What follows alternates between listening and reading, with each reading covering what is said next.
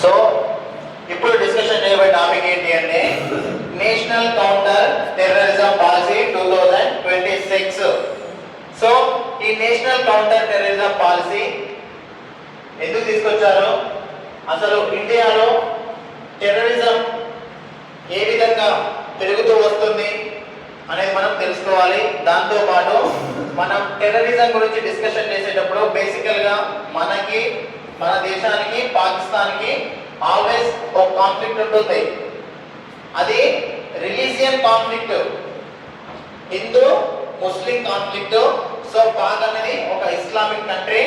So దాంతో every 3-4 years గా ఏదో టెర్రరిస్ట్ అటాక్స్ అనేవి నిరంతరం జరుగుతూనే ఉంటవి. సో రీసెంట్ గా జరిగినటువంటి టెర్రరిస్ట్ అటాక్ ఏంటి అంటే పహల్గామ్ అటాక్. మీ అందరు గుర్తుండాలి, పహల్గామ్ అటాక్.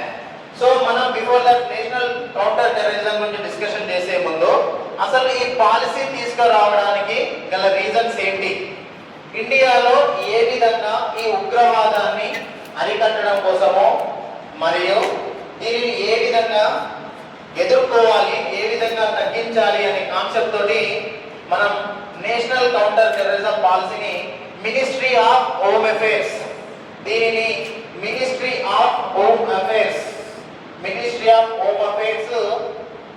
ఈ పాలసీని రూపొందించింది. సో ఈ పాలసీలో ఉన్నటువంటి అంశాలు ఏంటి, ప్రతి అంశాన్ని మనం డీటెయిల్ గా డిస్కషన్ చేస్తూనే ఫస్ట్ మనం పహల్గామ్ అటాక్ గురించి డిస్కషన్ చేయాలి. ఎందుకంటే అది లాస్ట్ ఇయర్ జరిగినటువంటి అతిపెద్ద టెర్రరిస్ట్ అటాక్ మనం చెప్పొచ్చు. సో 2025 ఏప్రిల్ 22న పహల్గామ్ జమ్మూ కాశ్మీర్లోని అనంతనాగ్ డిస్ట్రిక్ట్ లో ఈ పహల్గామ్ అనే ప్లేస్ లో అదొక టూరిస్ట్ ప్లేస్. పహల్గామ్ అనేది ఒక టూరిస్ట్ ప్లేస్. సో ఈ పహల్గామ్ ప్లేస్ లో ఈ పహల్గామ్ ఏరియాలో ఏప్రిల్ 22న అటాక్ జరిగింది. టెర్రరిస్టులు మన భారతదేశానికి చెందినటువంటి టూరిస్టుల పైన అటాక్ చేశారు. ఆ అటాక్ లో ఎగ్జాక్ట్ గా 26 మెంబర్స్ ఇందులో కంప్లీట్ గా జెంట్స్ మాత్రమే ఉన్నారు. 26 మంది పురుషులను ఈ పహల్గామ్ అటాక్ లో ఏప్రిల్ 22న టెర్రరిస్టులు దాడి చేశారు. సో వీళ్ళు ఏం చెప్పారు, టెర్రరిస్టులు ఏం చెప్పారు అంటే ఇది ఒక రిలీజియన్ అటాక్ అని చెప్పారు. ఒక హిందూ ముస్లిం అటాక్ వాళ్ళు చిత్రీకరిస్తే దానికి దీటుగానే మన ఇండియన్స్ ఏం చేశారు, వెంటనే ఇండియన్ గవర్నమెంట్ ఏప్రిల్ 23న క్యాబినెట్ మీటింగ్ పెట్టేసి ఆ క్యాబినెట్ మీటింగ్ లో కొన్ని తీర్మానాలు చేశారు. ఆ తీర్మానాలు ఏంటి, మొదటి తీర్మానం ఏంటి అంటే సింధు నది ఏదైతే జలాలు ఉన్నాయో ఈ సింధు నది యొక్క జలాల యొక్క ఒప్పందాన్ని నిలిపివేయడం, సింధు వాటర్ అగ్రిమెంట్ ని నిలిపివేయడం. సో ఈ సింధు వాటర్ అగ్రిమెంట్ అనేది ఎప్పుడు జరిగిందని మనకు తెలియాలి. సో ఈ సింధు వాటర్ అగ్రిమెంట్ అనేది 1960లో జరిగింది. ఈ సింధు వాటర్ అగ్రిమెంట్ అనేది 1960లో జరిగింది. ఏ రెండు దేశాల మధ్య జరిగింది అంటే పాకిస్తాన్, ఇండియా మధ్యలో జరిగింది. అప్పుడు పాకిస్తాన్ ప్రైమ్ మినిస్టర్ ఎవరు, Ayub Khan, Indian prime minister Jawahar Lal Nehru. So వీరిద్దరి మధ్య ఈ సింధు వాటర్ అగ్రిమెంట్ అనేది జరిగింది. సో దీని ప్రకారం సింధు నది ఉపనదులైనటువంటి రావి, బియాస్, సట్లెజ్, సో ఇవన్నీ కూడా before that national counter terrorism policy discussion చేసే ముందు ఇవన్నీ కూడా మనం తెలుసుకోవాల్సినటువంటి అంశాలు. రావి, బియాస్, సట్లెజ్. సో ఈ రావి, బియాస్, సట్లెజ్ అనేవి ఇండియాకి వచ్చినాయి. డిస్ట్రిబ్యూషన్ లో భాగంగా జీలం, చినాబ్ అనే రివర్స్ పాకిస్తాన్ కి వెళ్ళినాయి. సో ఈ సింధు వాటర్ అగ్రిమెంట్ 1960లో జరిగింది. అయూబ్ ఖాన్ ఇక్కడ నెహ్రూ మధ్యలో జరిగింది. రావి, బియాస్, సట్లెజ్ ఇండియాకి వచ్చినాయి. జీలం, చినాబ్ అనేవి పాకిస్తాన్కి వెళ్ళినాయి. సో ఇప్పుడు ఏం చేశారు, పహల్గామ్ అటాక్ జరిగింది కదా, పహల్గామ్ అటాక్ ప్రతిచర్యగా మన వాళ్ళు ఏం చేశారు, ఏప్రిల్ 23న క్యాబినెట్ మీటింగ్ పెట్టేసి సింధు వాటర్ అగ్రిమెంట్ ని నిలిపివేశారు. అంటే ఏదైతే జీలాన్ చీనాబ్ ఉన్నాయో ఈ రివర్స్ ని పాకిస్తాన్ కు వెళ్ళనివ్వకుండా నీటిని ఆపేశారు. సో ఇది సింధు వాటర్ అగ్రిమెంట్. దాని తర్వాత మళ్ళీ మనం పహల్గామ్ అటాక్ కు ప్రతిచర్యగా ఆపరేషన్ సింధూర్ చేపట్టాము. ఆపరేషన్ సింధూర్ అనేది మనకు 2025 మే 7 నుండి మే 10 వరకు 3 డేస్ జరిగింది. ఇందులో భాగంగా పాకిస్తాన్ చెందినటువంటి రఫేల్స్ ని మనం నేలకూల్చడం కానీ, అక్కడ ఉన్నటువంటి యుద్ధ విమానాలే కానీ, అక్కడ ఉన్నటువంటి సైనిక స్థావరాలను మన సైన్యం మట్టుబెట్టింది. సో అది మే 7 నుంచి మే 10 వరకు ఆపరేషన్ సింధూర్ జరిగింది. ఇది 2025 లో జరిగినటువంటి అతిపెద్ద టెర్రరిస్ట్ అటాక్. సో ఈ ఆపరేషన్ సింధూర్ సందర్భంగా మీకు గుర్తుండాలి, భారతదేశ చరిత్రలోనే ఒక సైనిక వివరాలను ఇద్దరు మహిళలు వివరించారు. వాళ్ళు ఎవరు అంటే వింగ్ కమాండర్ భూమికా సింగ్, అదేవిధంగా కల్నల్ సోఫియా ఖురేషి. వీళ్ళిద్దరూ వివరించారు. ఆపరేషన్ అభ్యాస్ అని చెప్పేసి మాకు పెట్టడము, సో అందరిని అప్రమత్తం చేశారు. ఎప్పుడు అటాక్ వస్తే అప్పుడు మనం ఏ విధంగా రెస్పాన్స్ అవ్వాలని చేశారు. సో ఇది 2025 లో జరిగినటువంటి ఇన్సిడెంట్. సో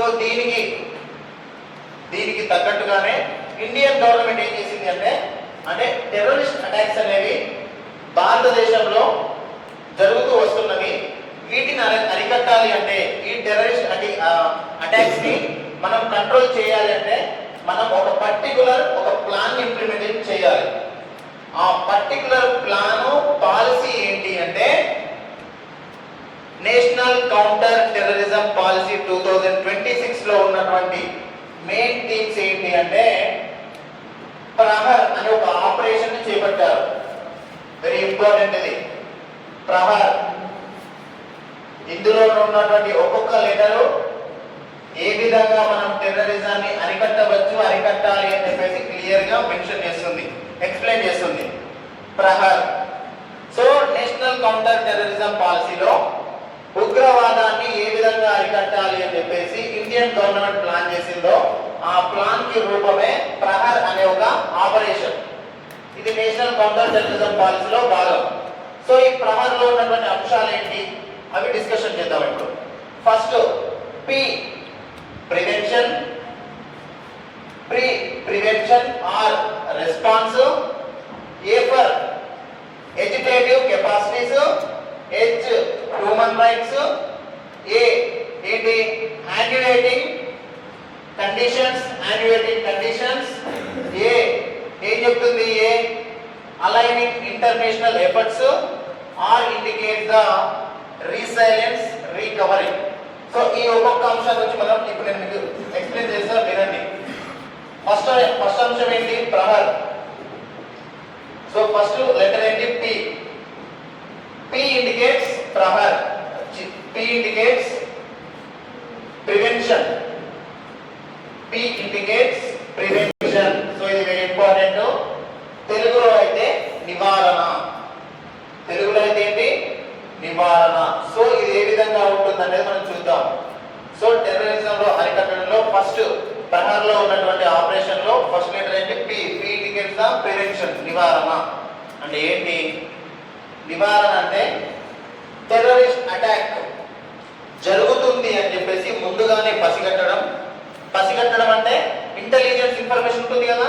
సో పలానా టైంలో అటాక్ జరగబోతుందని ఒక యాక్యురేట్ ఇంటెలిజెన్స్ ఇన్ఫర్మేషన్ ఉంటుంది కదా, దాన్ని మనం యాస్టిస్ గా ఫాలో అయ్యి అసలు అటాకే జరగకుండా చూడడం. Prevention first letter indicates prevention, P prevention అంటే నివారణ, ఆ అటాక్ జరగకుండా ముందే నివారించడం, అది ప్రివెన్షన్. సెకండ్ ఏంటి పదహారులో సెకండ్ రెస్పాన్స్. రెస్పాన్స్ అంటే తెలుగులో అయితే ప్రతిస్పందన, రెస్పాన్స్ ప్రతిస్పందన. సో ఈ రెస్పాన్స్ ఏ విధంగా ఉంటుంది అంటే ఫస్ట్ స్టెప్ లో అయితే అసలు అటాక్ జరగకుండా చూడాలి, ప్రివెన్షన్ నివారణ. ఇన్ కేస్ ఒకవేళ అటాక్ జరిగింది అనుకోండి, సెకండ్ స్టెప్ ఏం చెప్తుంది రెస్పాన్స్ ప్రతిస్పందన. వెంటనే అటాక్ జరిగిన వెంబడి అక్కడ ఉన్నటువంటి లోకల్ పోలీస్ ఉంటుంది కదా, లోకల్ పోలీస్ కానీ ఎన్ఎస్జి కమాండోస్ కానీ వీళ్ళందరూ కూడా వెంటనే అలర్ట్ అవ్వాలి. అలర్ట్ అయ్యి అటాక్ జరిగినటువంటి ప్లేస్ లో వీళ్ళు వెళ్ళాలి. ఇది రెస్పాన్స్. ఫస్ట్ లెటర్ ప్రివెన్షన్ నివారణ, సాధ్యం కాకపోతే సెకండ్ స్టెప్ లో రెస్పాన్స్ వెంటనే అలర్ట్ అవ్వడం. థర్డ్ స్టెప్ ఏంటి అంటే ఏ ఇండికేట్స్ ఎడ్యుకేటింగ్ కెపాసిటీస్, అంటే తెలుగులో అయితే సామర్థ్యాల పెంపు. ఈ సామర్థ్యాల పెంపు అనేది ఏ విధంగా ఉంటుంది అంటే, ఒకవేళ అటాక్ జరిగిన వెంబడే లోకల్ గా ఉన్నటువంటి పోలీస్ స్టేషన్ లో ఉన్నటువంటి ఓల్డ్ వెపన్స్ కాకుండా, అంటే ఎక్కడైతే అటాక్ జరిగే ఛాన్సెస్ ఉంటాయో థ్రెట్ ఏరియాస్, ఇప్పుడు మేజర్ థ్రెట్ ఏరియా అంటే మనం జమ్మూ కాశ్మీర్ చెప్తాం, ఎక్కువ అటాక్స్ టెర్రరిస్ట్ అటాక్ జరిగే అక్కడే కదా జమ్మూ కాశ్మీర్. ఇలాంటి ప్లేస్లలో మోడర్న్ వెపన్స్ ని ఉంచాలి. లోకల్ పోలీస్ స్టేషన్లలో మోడర్న్ వెపన్స్ ఉంచాలి. ఒకవేళ అటాక్ జరిగితే వెంటనే రెస్పాన్స్ అవ్వాలి కదా.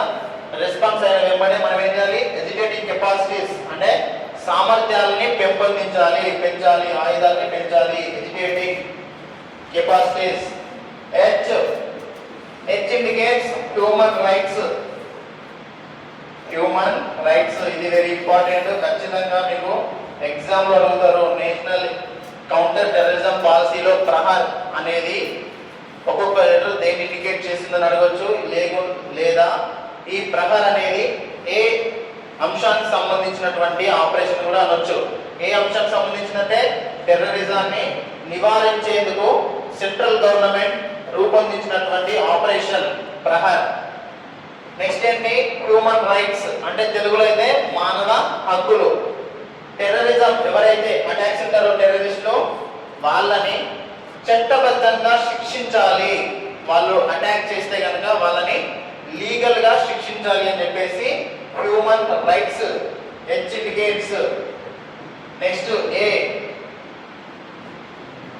యాన్యుయేటింగ్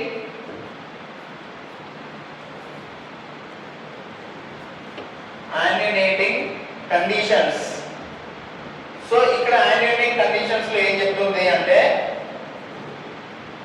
అసలు ఉగ్రవాదులు అటాక్ చేస్తే కనుక ఆ వైపుకు యువతను కానీ ఆ ఉగ్రవాదం వైపు మళ్లించకుండా మన వాళ్ళని మనం ఏ విధంగా ప్రొటెక్ట్ చేసుకోవాలి, టెర్రరిస్ట్ అటాక్ జరిగినప్పుడు మన వాళ్ళని మనం ఏ విధంగా ప్రొటెక్ట్ చేస్తూ వాళ్ళని కాపాడుకోవాలి అని చెప్పేసి ఈ కండిషన్స్ చెప్తుంది. నెక్స్ట్ ఏంటి, ప్రహర్. ఏ అలైనింగ్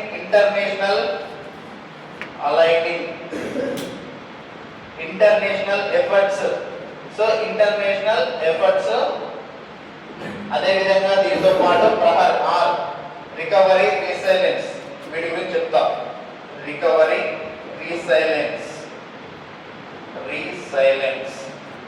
సో ఏంటి, సో అలైనింగ్ ఇంటర్నేషనల్ ఎఫర్ట్స్ అంటే ఉగ్రవాదానికి సంబంధించినటువంటి అంశాలను మనం ఇతర దేశాలతో డిస్కస్ చేస్తూ ఆ ఉగ్రవాదాన్ని ఎంకరేజ్ చేసినటువంటి కంట్రీస్ పైన మన ఇంటర్నేషనల్ లెవెల్లో అన్ని దేశాల యొక్క సహకారాన్ని మనం కూడగట్టి మూకుమ్మడిగా ఆ ఉగ్రవాదాన్ని అరికట్టాలని చెప్పేసేదే aligning international efforts.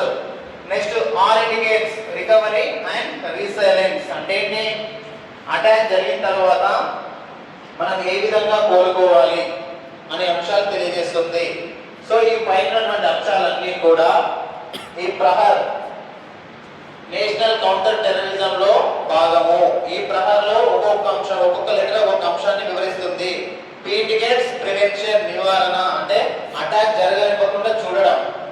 Second are indicates response ప్రతిస్పందన. ఒకవేళ అటాక్ జరిగిందనుకోండి మనం ఏ విధంగా రెస్పాన్స్ అవ్వాలి, అక్కడ ఉన్నటువంటి లోకల్ పోలీస్ వాళ్ళు వెంటనే అలర్ట్ అవ్వాలి అని చెప్పేసి సెకండ్ రెస్పాన్స్.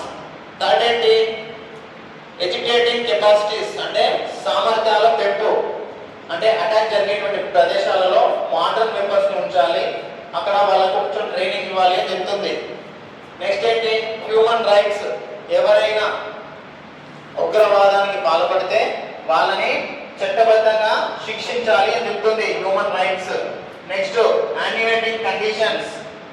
ఉగ్రవాదం ఘటన జరిగిన తర్వాత అక్కడ ఉన్నటువంటి పరిస్థితులు ఏవైతే ఉన్నాయో వాటిని ఏ విధంగా ఎదుర్కోవాలి, యువతని ఉగ్రవాదం వైపు వెళ్ళనివ్వకుండా చూడాలి. అలైనింగ్ ఇంటర్నేషనల్ ఎఫర్ట్స్ అంటే ఇంటర్నేషనల్ వైజ్ గా ఉగ్రవాదం పైన మూకుమ్మడి దాడి చేయాలి ఆర్ రికవరీ రీసైలెన్స్ అనేది ప్రహార్లో భాగం. దాంతో పాటుగా ఈ ఉగ్రవాదం పాలసీ ఏదైతే ఉందో ఇందులో ఏం చెప్పారు అంటే ఒకే దేశం ఒకే స్పందన, వన్ నేషన్ వన్ రెస్పాన్స్ అనే అంశాన్ని ప్రస్తావించారు.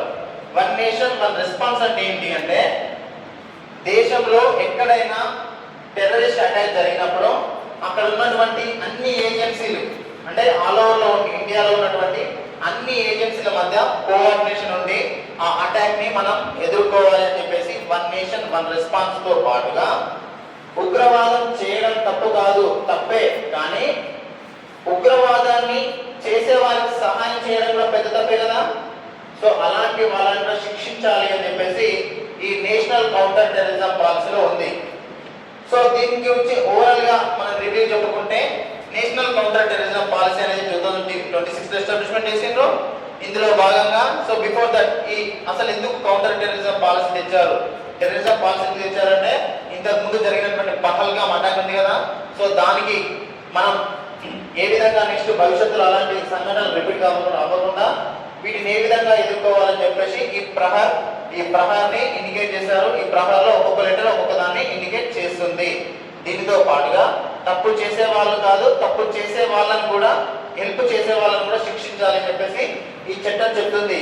It is national counter terrorism policy 2026 frame by ministry of home affairs.